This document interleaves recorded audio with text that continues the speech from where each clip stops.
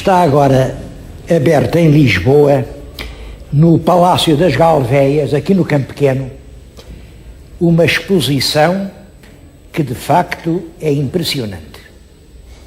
Vários telespectadores me escreveram a perguntar se eu não queria mostrar-lhes a exposição, pois aqui estou, sem dúvida alguma. E o único senão que tenho a pôr é que esta exposição não diz da missa nem à metade, como o nosso povo costuma dizer. É uma exposição sobre a tortura. O título da exposição logo revela que é um título cauteloso. Instrumentos europeus de tortura e pena capital desde a Idade Média até ao século XIX. Bom, reparem no cuidado que houve. Instrumentos europeus. Então, e por que não instrumentos asiáticos? Toda a gente sabe que nisto de tortura os asiáticos são mestres. Não, mas isto é europeus. E não metendo Ásia, também não mete América. E os americanos também sabem umas coisitas sobre isto, de torturar o seu semelhante. Depois, desde a Idade Média, mas porquê, meu Deus, porquê? Desde a Idade Média. Na Idade Média a tortura apenas continuou porque ela vinha desde os confins do mundo antigo, por tal sinal que o mais cruel instrumento de tortura que jamais os homens inventaram foi a cruz. A cruz. Sabem que em todas as formas de pena capital, a vítima recebe um golpe que provoca a morte. Mas na cruz não. Na cruz é apenas um ferro aqui, um em cada pé. Isso não mata ninguém. Agora a pessoa fica lá no madeiro, a ferida infecta, a febre apodera-se do organismo, o coração não aguenta aquela posição violenta e uma agonia atroz que se pode prolongar por vários dias. Faz do suplício na cruz, como dizia o Cícero, o mais hediondo de todos os suplícios. Francamente, não percebo porque é que a cruz não está nesta exposição. Mas o cartaz explica, é que é só desde a Idade Média. É só desde a Idade Média e só desde até ao século XIX. Ora, eu devo-lhes dizer que do século XIX para cá, a tortura não parou. O que descobriu foi formas muito mais terríveis, muito mais silenciosas, muito mais traiçoeiras. Bem, acho que todos vocês sabem que enquanto esta exposição se exibe em Lisboa, estão a dar-se explosões de bombas nucleares num pequeno arquipélago do Pacífico. E isso envenena a atmosfera. E isso angustia o mundo. Bom, mas é claro, disso também aqui se não fala.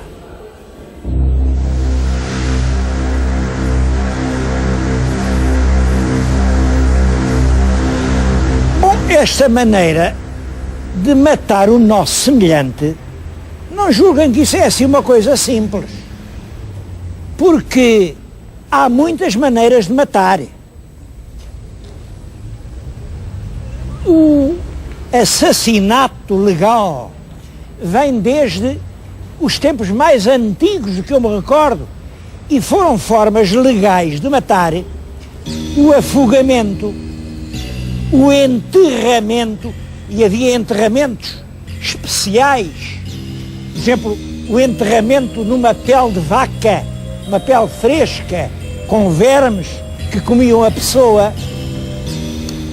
Havia também o apedrejamento com pedras, a pessoa era morta com pedras. Havia queimar era o mais simples, acendia-se o fogo, punha-se lá a pessoa, matava-se simplesmente. havia a forca, a ideia da corda, pendurar a pessoa na ponta de uma corda.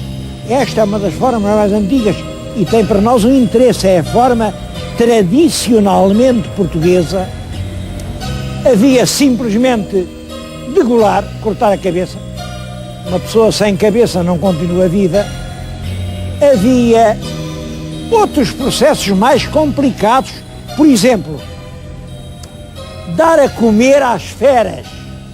Atiravam-se as pessoas a feras furiosas e, naturalmente, as feras, coitadas, precisavam de jantar e jantavam. Havia cozer o corpo dentro de um grande pote. Isto parece esquisito, mas olhem que em França, até ao século XVIII, as pessoas acusadas do crime de moeda falsa eram cozidas em grandes potes. Havia enterrar, fazia-se um buraco, deixava-se lá a pessoa só com a cabeça para fora. Devo-lhes dizer que algumas centenas de missionários portugueses no Japão morreram dessa maneira, enterrados com a cabeça para fora. Havia o crucificar, que já lhes falei, que era a pior maneira de todas. Havia o empalar. Empalar era meter no ânus da pessoa uma ponta aguçada, metia-se no ânus e saía na boca.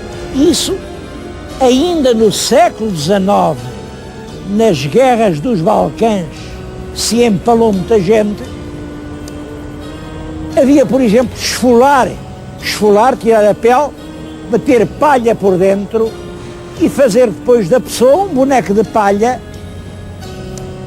E havia a forma mais simples de todas, mas que é curioso, era a mais simples, mas foi a menos usada. Matar à fome. Matar à fome. Pôr a pessoa numa gaiola, deixá-la estar lá até que morresse de fome. Bem, mas disto tudo o que é o melhor é afogar.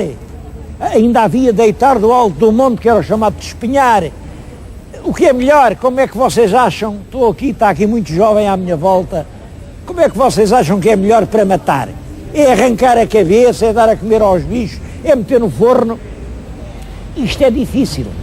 E na Revolução Francesa o problema foi discutido.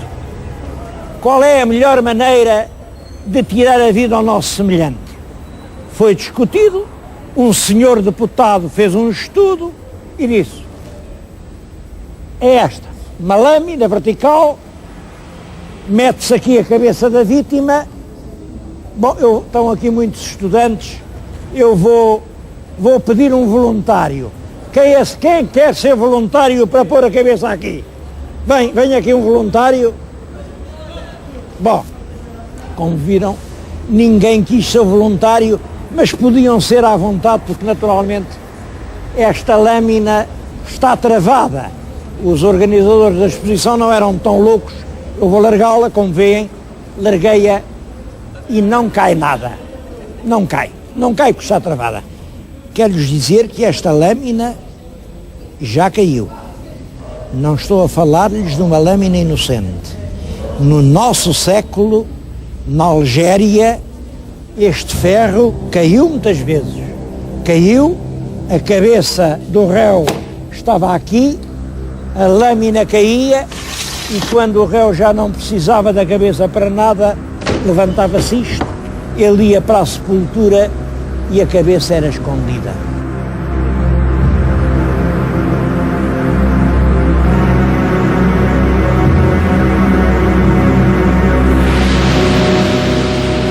A guilhotina representava um progresso em dois sentidos. Matava depressa e matava igual. Antes da guilhotina, os plebeus eram enforcados na ponta de uma corda, ao passo que os fidalgos eram cortados com o gume do machado. Não era justo, então só por ser fidalgo já se morria mais depressa, porque A morte na ponta da corda era horrorosa, demorava minutos e era horrorosa. Inventaram então aquilo, igual para todos. É curioso que as pessoas que discutiram a guilhotina, quando o deputado francês, o Guillotin, disse: as pessoas vão ficar sem cabeça sem dar por isso.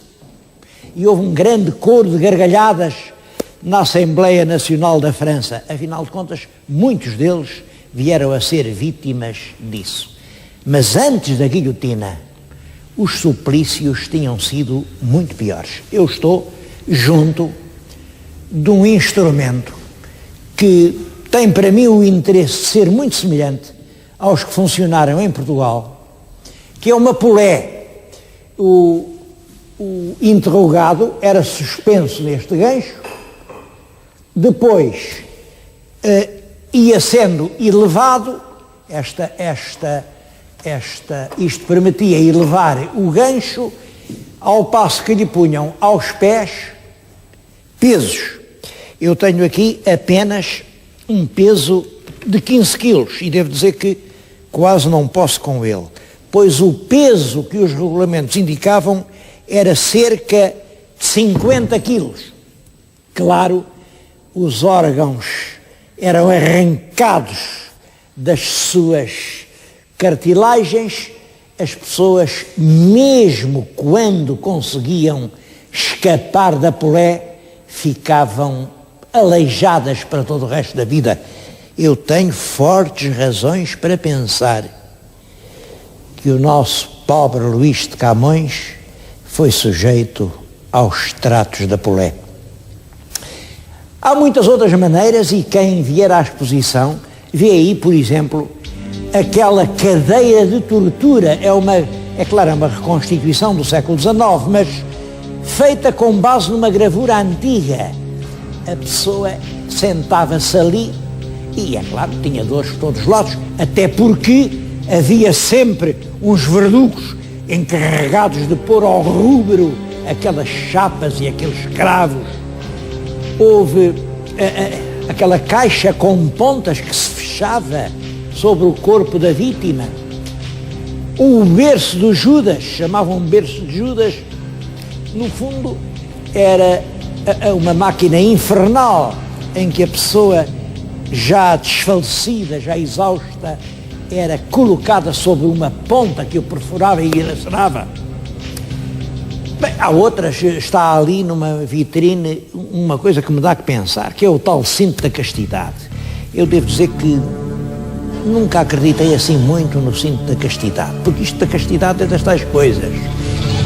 Ou se quer ou não quer. Quem quer é, quem não quer não é, e não adianta pôr cintos a ninguém. Não. O que se explicava era isto. O cavaleiro, quando ia para a cruzada, montava a cavalo, só vinha anos depois e deixava ali a Santíssima Esposa com um cinto de ferro amarrado aos rins. Ele levava a chave, claro, quem sem chave. E isto não pode ser, porque, evidentemente, a aplicação de um aparelho de ferro ao corpo humano gera rapidamente feridas, úlceras, infecções e provoca a morte. Daí que aqui na exposição dizem, não, talvez a razão fosse outra. Quem punha eram as próprias mulheres. Nas alturas de violência, quando a cidade era tomada por tropas inimigas, elas punham aquilo para não poder ser violadas. São hipóteses, sei lá, mas eu também não acredito. Então quem era a mulher que o que ela fazia era fugir, esconder-se numa gruta das serras e ir para a casa da sogra, agora pôr aquilo que fazia sofrer. Mas há outra hipótese que é possível. Essa sim. Agora quem nos fala é um advogado que viu muita coisa. É possível que aquilo fossem brutalidades impostas por maridos ciumentos às suas mulheres durante os momentos em que saíam de casa. E digo-lhes isto porque sei que ainda hoje, eu até diria, por este nosso país, há situações degradantes que essa ciumeira bestial e esse primitivismo têm provocado. Mas é claro, entre marido e mulher não metas a colher, quem sofre são as mulheres, e nesse sentido, infelizmente, muita forma de tormento continua.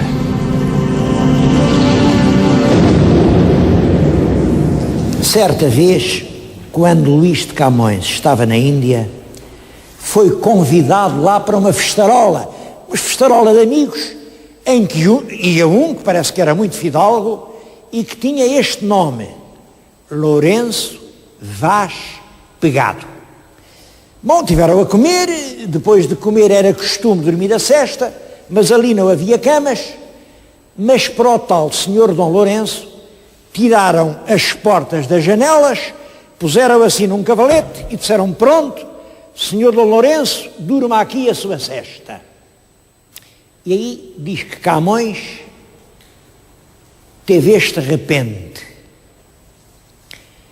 para o homem tão honrado fazem-vos muito boa festa, mas se fores avisado, nunca em tábua como esta, tu, Lourenço, vás pegado. Não ir pegado em tábua como esta tinha um sentido que naquela altura todos eles entendiam: nunca se estender no terrível cavalete dos interrogatórios judiciários, onde ele, coitado Camões, já tinha estado. Eu creio que este aparelho que está aqui é realmente uma polé, de diferente das portuguesas, tem estes rolos para flagelar a região dos rins. Nos portugueses isto não aparece, nem fazia falta. O que há é isto tem ali uma alavanca, a cada volta que dá um trato, dá um salto, é um trato. Foi um trato. Chegavam a dar 4 tratos à polé e o homem ficava para sempre inválido. Bom, mas há questões que eu lhes queria pôr, há aqui muitos instrumentos de tortura que vale a pena ver, mas há umas questões que eu lhes quero pôr. Isto tudo durou, esteve em prática em Portugal até ao século XVIII. Isto foi abolido pela Revolução Liberal. Eu vou pedir que lhes mostrem ali um garrote que esteve em prática em Espanha até aos nossos anos. Era uma maneira de garrotear, de cortar o pescoço ao condenado. Funcionou até ao nosso próprio século. Em todo caso, pode-se dizer, de certo modo, desde a Revolução Francesa para cá, o terror não é que não exista, ele existe, mas envergonha-se de aparecer. Quem faz terror esconde-o e diz que nunca fez nada disso. O terror tornou-se em qualquer coisa de inconfessável. Como é que se explica exatamente isto? Que até ao século XVIII, ao século do Voltaire, do Rousseau, se tenha usado em todas as legislações da Europa, todas, o terror, a tortura, ou segundo a forma portuguesa, o tormento como forma de extorquir a confissão, e que só nessa altura, como sabem, é a grande Revolução Francesa que vem tornar a cultura laica, é que o tormento tenha deixado ou de se praticar às claras, ou pelo menos de vir na letra da lei que se deve praticar. Nesta exposição mostram-se grandes serras de serrar árvores e dizem que também serravam pessoas, serravam de alto a baixo os homossexuais. Eu devo dizer que isso em Portugal nunca foi lei. Aqui é verdade que as ordenações os mandavam queimar e depois espalhar as cinzas ao vento. Mas também não é verdade que na Europa essa pena fosse só aplicada aos homossexuais. O que tem na nossa frente é uma gravura de Goya. E Goya fez estas gravuras sobre os horrores da guerra baseado naquilo que ele próprio viu. Vêem aqui 2 soldados franceses, 2 hussares de Napoleão, que estão com a sua espada cortando ao meio um patriota espanhol. Aqui, o que está na base da tortura é apenas a guerra. E é a guerra que continua a ser no mundo a fonte de muitas torturas. O programa está a chegar ao fim e eu queria ter um momento de encontro com os meus telespectadores sobre isto. Como poderemos acabar com o sofrimento no mundo? Há uma história que eu lhes queria recordar aqui. Um dos homens que votaram naquela guilhotina que acabámos por ver, e votaram, sim senhor, foi o Condorcet. O Condorcet veio a ser vítima da guilhotina. Ele não foi guilhotinado, mas escondeu-se e na manhã em que foi preso, para escapar à lâmina da guilhotina, mastigou uma cápsula de veneno que o matou instantaneamente. Todavia, ele morreu a escrever um livro, ficou incompleto, um livro que se chama Esboço sobre os grandes progressos do espírito humano. Ele dizia que as razões da violência, da tortura, do sofrimento, do crime, da injustiça, da repressão e da pena são sempre as mesmas. É que o Estado tem uns objetivos, o particular tem objetivos diferentes. E é quando o Estado tenta impor a sua regra ao ser privado que surge a repressão, a brutalidade, a violência. Pois este crime é quando um homem chamado Napoleão pretende impor à Europa a sua própria regra. Crimes ainda maiores vimos quando um homem chamado Hitler tentou impor à Europa a ideia da grande Alemanha. Penso que a grande batalha a travar tem que ser a batalha da pessoa. Quem está interessado na tortura é o Estado. Quem está interessado na felicidade é o homem. A batalha em curso é a batalha do homem.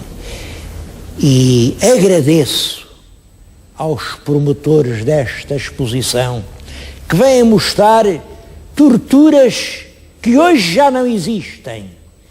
E agradeço-lhes essencialmente por uma razão, porque nos vem lembrar as torturas que continuam a existir.